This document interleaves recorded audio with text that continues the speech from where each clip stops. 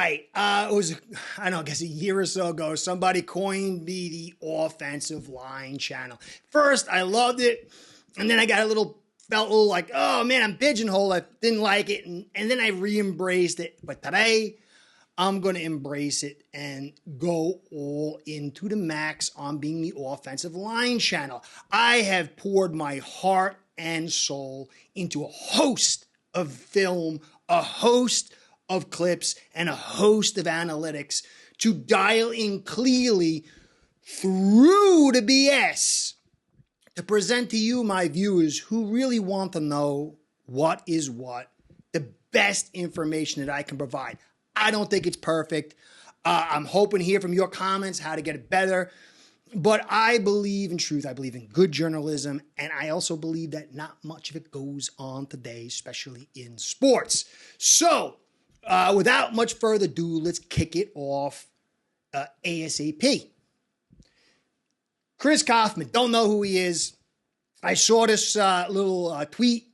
And the irony of it is almost as amazing as its incorrect nature.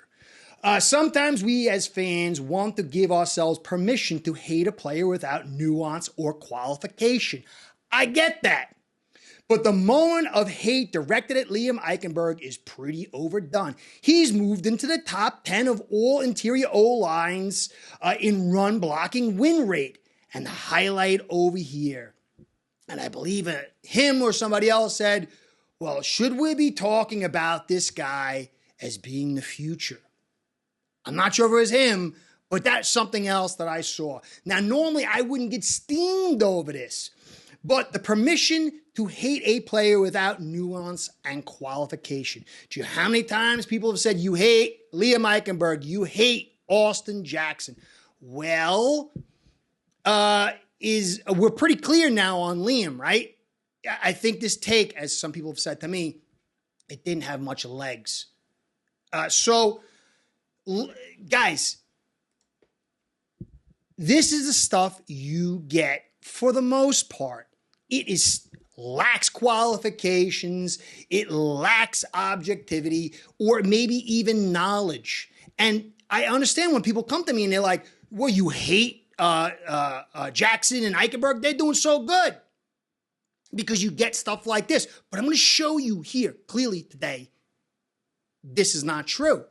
I do my work like very few people do because I care about you. I don't want to look like a jackass. I do enough of that on my own.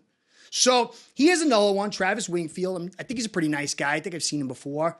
Austin Jackson allowed one pressure all night to Hassan Reddick. He and Robert Hunt, 0 pressures, I thought were really good. People will run with that. We'll watch the film, and then you tell me. Dolphins OC Frank Smith asked the single biggest reason for the improvement in the offensive line. The magical powder we threw over the practice field, LOL, continues by pointing out there is no single reason. Because there isn't any. There is no magical powder. This unit struggling hard. But the great news is they don't got Teron, they don't got Connor. This is not about me saying we're doomed, but telling you exactly what we have. We cannot control the refs, but we can control our play on the field and the personnel we bring to our squad. And you have to ask yourself, what's the bigger quantity? For me, you'll see tonight, or as I show you the film, how many penalties Austin Jackson committed. And it's not to say the Eagles, it's to say these refs are incompetent. Jackson is struggling, but the refs' incompetence, it's mostly not malicious. It's something else. I believe there's a little malicious intent, but the very integrity of the game is at stake here, not just our Dolphins losing a game. Go back and watch Pittsburgh versus Seattle Super Bowl. It was the worst ref game ever and totally handed the Super Bowl to the Pittsburgh Steelers, who did not deserve it because the refs gave it to them. But that's how long this has been going on. I don't remember if it was been like this since I was a kid. Maybe I just have rainbows and unicorns in my memory. I'm asking you to let me know if you remember it being this bad. But I want to dial into some other stuff to talk to you about how bad this O-line performed, how they have true holes, but then to marvel at McDaniel, to marvel at Tua and Hill and Waddle and Mostert and Achane when he's here, to uplift this unit. Because I believe in truth. Okay, so let's keep on going. Barry Jackson, really great tweet here. I guess that's a tweet. No guard in football with as many pass blocking snaps has allowed as few sacks, none, and pressures 3 as Robert Hunt. Grades well as a run blocker too. The man is going to get paid, and deservedly so. I extol Hunt because he deserves it. I chastise Liam, not the person, Jackson, not the person, Cotton, not the person, the play, because they deserve it. You're going to see Robert Hunt get that $15 to $20 million mark. And it's going to be a very tough signing for us when you add in Connor. Connor's going to be in the $15 million mark, maybe a 13. It's going to be almost 30 something, 35 million probably to sign these two guys. I thought it was a good tweet, and it's fair. You've got a great player in Robert Hunt, a great player, and he hasn't gotten to his peak. He'll get there. And what will he be then? We've got to keep him. We've got to keep Connor. Now, I want you to understand stats. One stat, you can make anything out of it. But if you take a series of stats and then combine it with the film, you get your best chance to make the best and most accurate evaluation you can. That's what I try to do. I'm not always right, but I do my best to do due diligence like a good journalist, like a good studier of the game, to provide you the best information. So here is a host of analytics, and you're going to see some befuddling stuff when you compare what these two offenses did in their protection with the Eagles and the Dolphins game. So, see right here, time to throw, 2.24 seconds for the Dolphins. Pressure rate, 27% at 2.24 seconds. 3 sacks, 11 pressures. Blockers per pass. I'm the only guy who does this because this talks about the quality of your protection. The more guys you put into protection, the less guys you put in route, and the less your protection is valued because you need more and more guys. But then you have to match it with the guys that they're blitzing with you with. If they blitz you a ton, then it makes more sense to keep more blockers. But if they're not, and you're still bringing more blockers, it devalues your protection. We were blitzed 4 times. Average depth of target, 8.7. So we were going vertical, getting the ball out super quick, which is a marvel, again, to McDaniel, Tua, and Hill to do this and to keep almost 7 guys into block with only 4 blitzed plays. The rest of the time, it was almost 7 guys versus 4 guys. Think about that. And you're getting the ball off at 2.24 seconds, and you still got a 27% pressure rate. That's mind-boggling. Now, let's conversely look at the Eagles and see what they did. Eagles, time to throw, 2.8 seconds. That's over a half a second more they had to protect. Pressure rate, 18.8, a third less pressure. Sacks, 3 sacks, 16 pressures, so equal sacks, but more pressures. So you can, but blockers per pass, 5.2. They almost had 2 blockers less per pass, and we blitzed 3 times, 300% more, 12 times. They blocked a half a second more, used almost 2 less blockers, and the average depth was 8.1, so is in the same realm. Do you understand what this says in context about our blocking? Now, again, this is not we're doomed. If you put Tehran there and you put Connor in there, it would not look like this. So there's hope, a lot of hope. When McDaniel, Tua, and Hill, and Waddle could do what they're doing with this kind of protection, when you add a guy like Tehran and Connor in, it does so many things, but I'd have to do a couple podcasts to explain it because it is so much. But clearly, this huge disparity would be leveled, and this is a grand disparity. We'll get to the film in a second, but just let that marinate. That is mind-boggling. And we almost won. Yes, the refs suck, but when you look at the plays of our offensive line, you're going to see a dozen or more clear penalties that weren't called, that we committed. Austin Jackson is a penalty machine. And I'm not just saying that. I'm not doing it to support the Eagles. I'm here to do the truth. Because how many people are telling you Jackson is the greatest thing since sliced bread, Wynn's the greatest thing since sliced bread, and Eichenberg, he's going to be the next thing since, whatever, saran wrap, the best thing since saran wrap. Cotton is too. But what did I say? The opposite. Now, Jackson can sort of be salvaged when you work around it like he kind of did in the past, when you got Connor and Teron. Eichenberg's unsalvageable. Cotton's unsalvageable. Wynn can find a spot, but he will be the weak link along with Jackson. But when you have Connor, Hunt, and Teron, and McDaniel, and the edge blocking, and Mostert, and Hill, and Waddle, and Tua, then you've got a shot. Not a 100% sold deal. But anyway, let's move on to it. Now, this was from last week. You'll see the Dolphins, their 6 sacks were around the 2.5 second mark. We were middle of the field going against some of the worst pass rushers in the game. And that tells you there was a canary in a coal mine. I tried to say it when I went over the live that I did showing about this Eagles game. And I went to great detail because I care. I don't want to look like a jackass. I look like a jackass normally, like I said. But I care about you guys because there's so much false information. And that's why and when people come to me and they say stuff, I really try to discuss with them. And maybe I'm wrong, but I know they're probably getting garbage information. A lot of people do not understand the game of football. And a lot of people who cover it don't understand the game of football because they don't understand physicality. They don't understand how to study the game. I was talking to the guy, DF. He's an old dog. I think he's older than me.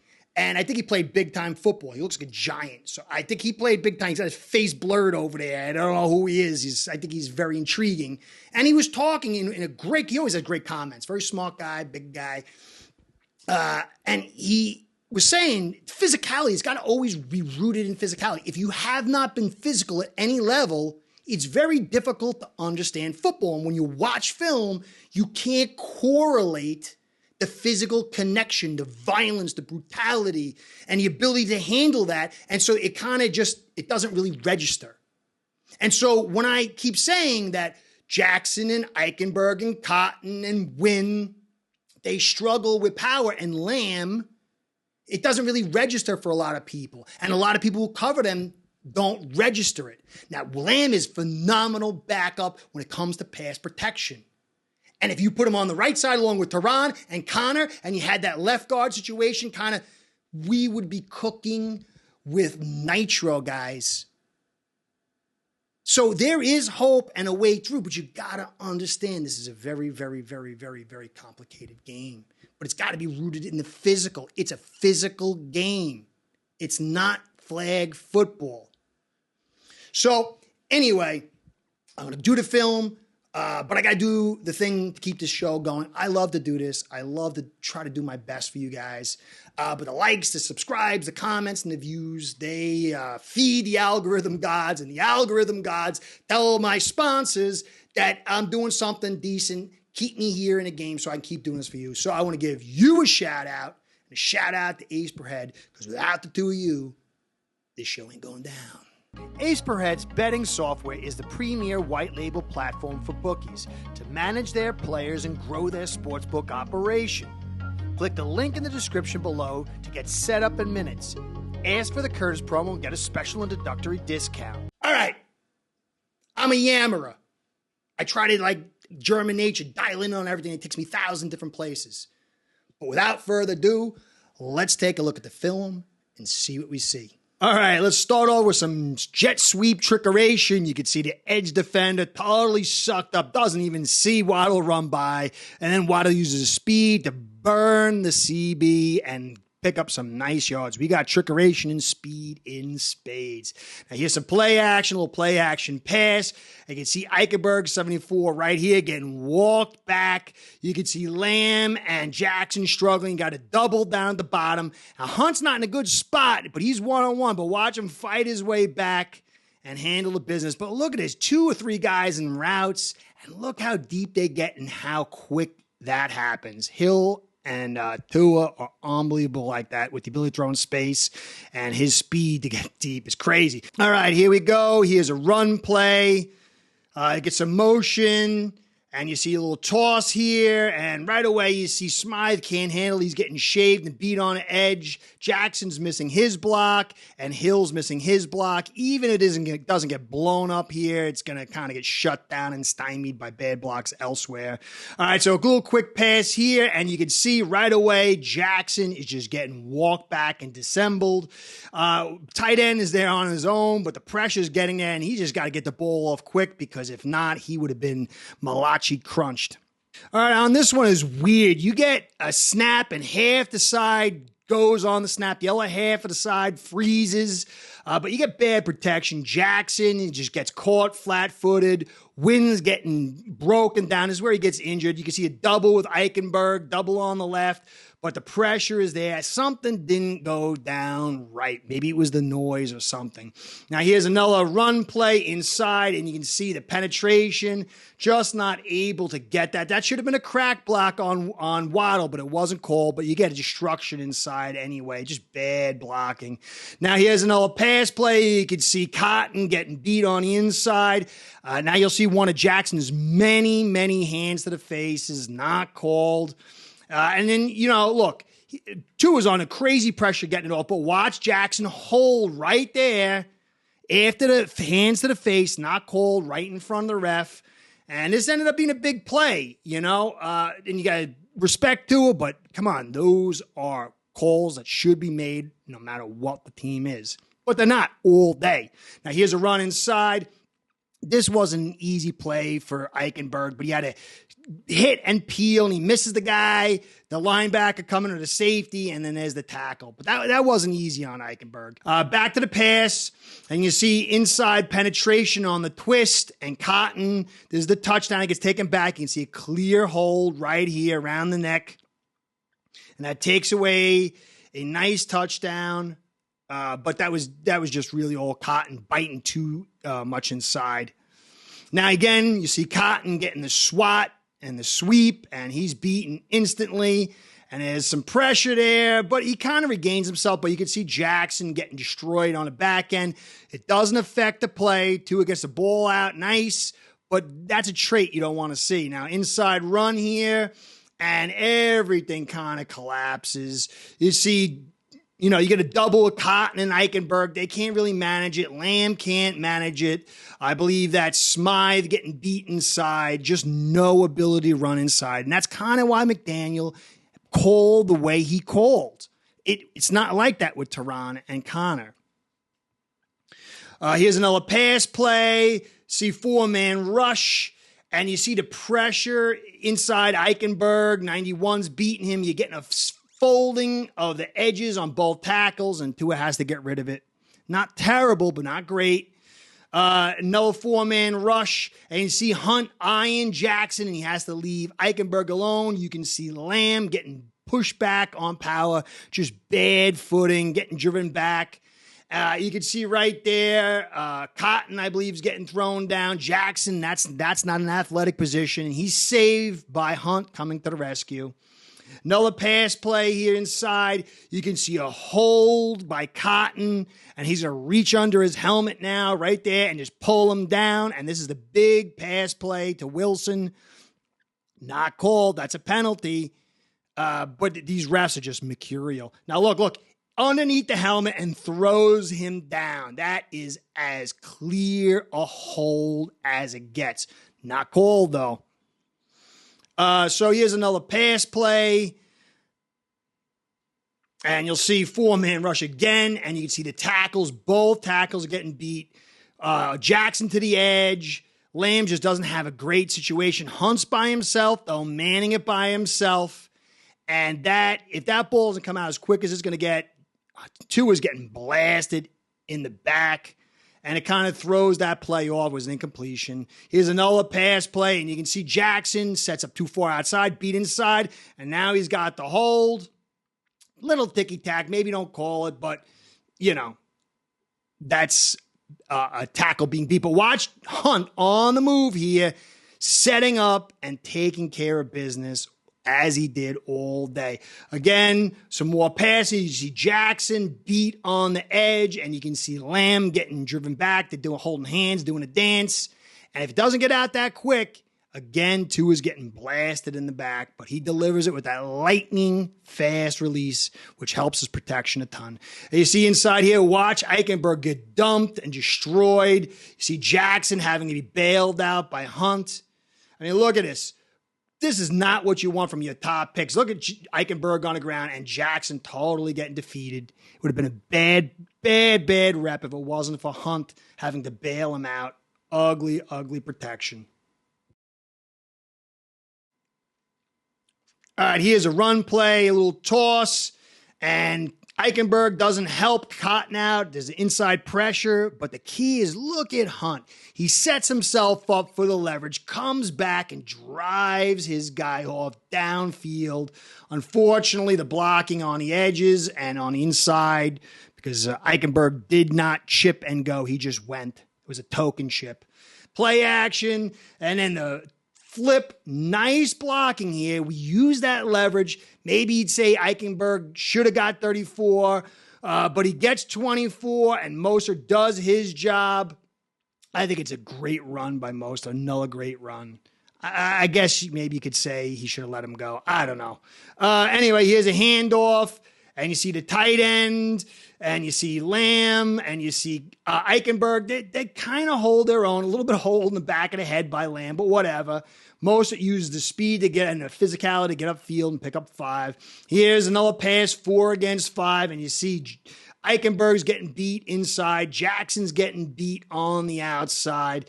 And then Lamb's got a double with Cotton, but Hunt is on his own again. He handles his business. The rest kind of crumble.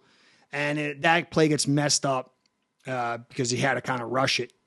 All right, here's a handoff. And nice play by Moser. And you say, oh, good block by Jackson. Well, watch. Notice 55 just suddenly dipped. This is a savvy play. I'm not knocking Jackson at all in this one. That's a savvy play. Look at the distance. That little pull is a savvy play that gets this play off. Got to tip my hat to Jackson on that one. Now here's another run.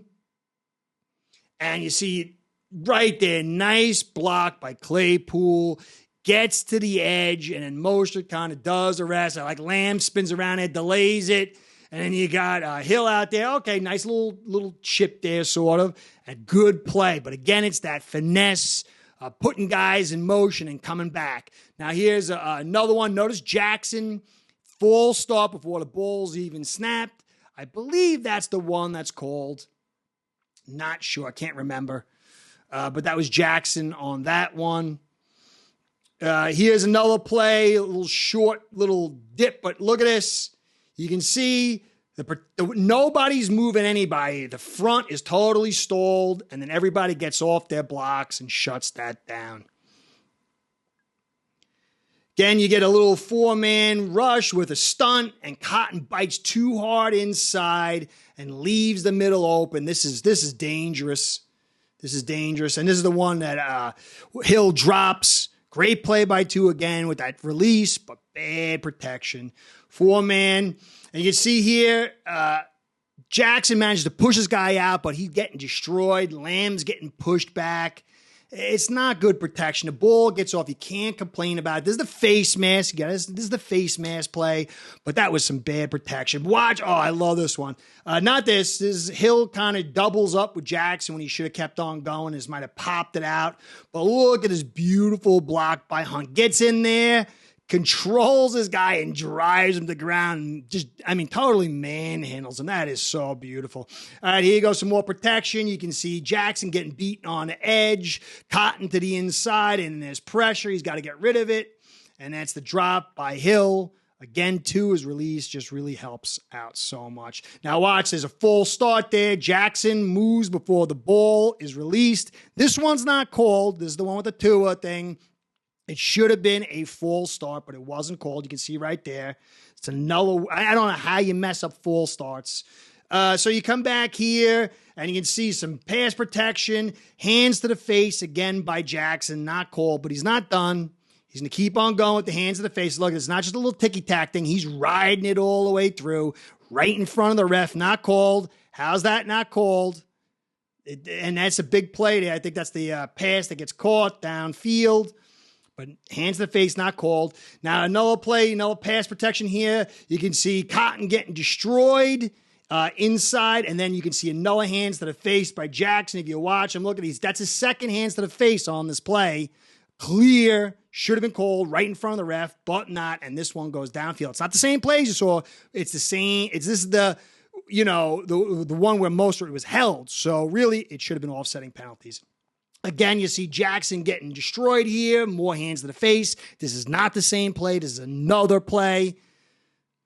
And you can see it even in the end. He grabs the face mask and pulls the face mask, but that was a completion. Another pass here. Another hands to the face by Jackson. Look at that technique. That's not a winning technique. And then he gets driven back. Eichenberg's getting driven back. Lamb's getting driven back. And Hunt's got to come help out Jackson. And then they throw the D end into the ground. This would be what we call penalties, probably. And then Portua gets, greased up over here with the guys on top of him. So then you come back, another pass play here, a little stunt. And inside, Lamb gets beat, and you get the sack on that one. Now, inside here, you can see Cotton getting beat. Inside, you can see Jackson getting beat inside. But Hunt's there to protect it and take care of it. But he can't help Cotton, too, and the ball's got to get thrown short. And that was how the day looked. We have protection issues, but not with Hunt. Hunt is a stud. Hunt could be a very special player. And if you flank him, that's why I said his chemistry with Connor, you put them together and there's this pocket of potency, of power to control physically the line of scrimmage so our fast guys can do their stuff. Just imagine if you had another right tackle that was a physical guy, not like what you saw in the film, not like a lot of people were telling you about what Jackson was doing. Jackson got exposed because everybody got exposed. This is what happens when you pull out Connor and you pull out Teron. Guys got to stand on their own. They just can't. But if you had a right tackle with Hunt and Connor, Teron could kind of stay healthy, and we found an average guy at left guard, we could be one of the most potent offenses you'd ever seen with Hill, Waddle, Tua, Mostert, Achane. It could really happen. But it starts with the offensive line. And you could see these refs, how many times did Jackson have his hand in the face? Or multiple times on one play. How many times? Over and over and over again, and it wasn't called. You saw Cotton on the one big to Wilson, grab the guy by the back of the helmet and throw him to the ground. It wasn't called. To me, that says these guys are absolutely incompetent because they wanted the Dolphins to win. They could have called these penalties, and it would have been like, oh, okay. But they forget these other ones and screw it up. To me, it says they're incompetent. And you got to ask yourself why. I do think there is maliciousness on occasion. I do believe certain refs have something against certain players and teams and whatever else, and there's a little thing underneath maybe because of this bet or that, whatever. But most of it's just incompetence. Maybe we should just get AI to watch the film live and call the penalties. Because it doesn't make any sense how more and more stuff is legislated, more and more technology, and we're still screwing it up like this. These refs are incompetent, and it's about the integrity of the game. Everyone's seeing it. You know how many bad calls? Like I said, that Chiefs game where the Jets player was rushing and the Chiefs guy just grabs him by the jersey and he can't get away. He's punching the guy in the mask to get free in front of the ref, and Mahomes goes for the first down. If you hit a guy in a face mask with your fist, It's a fine. It's expulsion. Why wasn't he expelled from the game? And you might say, well, I didn't see it. Post game, if everything was legit, that guy should have been fined, but he wasn't. Something's going on, but it's bigger than the Dolphins, guys. But for the Dolphins, this offensive line is garbage without Teron and Connor. And ask yourself, we can't control these refs, but we decided to have Connor on this team. We decided to have Cotton on this team. We decided to send Feeney, who's not that good, but he's a vet, to go. We decided to keep Jackson here. Why? We can control our personnel. We can control our blocks. We can't control blind, deaf, and dumb refs. Can't. So anyway, guys, sorry, I'm a little heated because I really want this game to be taken care of. I love it. I love my team. I love the people here who view me and invest in me, even though I'm a dumb monkey. But I hate fake journalism and tribalism and bad information, because then it creates this misimage, and then I got to get it, and I don't need it. And I don't like seeing you misled. Anyway, hope you enjoyed. I was hot on the collar. Can't help it. Guys, this team has potential. You got to understand that. It's not guaranteed. But you got to have hope. This is a hopeful season. This Patriots game will determine a lot. Got to hope that Connor's in. You got to. This is big. Connor's not in. Could be very dangerous. Anyway, Curtis saying, catch you next time. Be well. Always go Fins. Start building your own online sports book today by getting signed up with aceperhead.com service that'll allow you to book action on sports from all around the world.